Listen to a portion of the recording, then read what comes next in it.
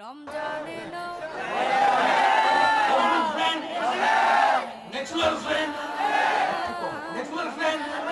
একটু কম, বেশি না কমটা বলবেন।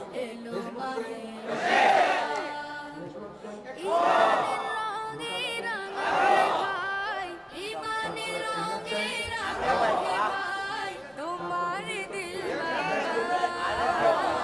রমজান এলো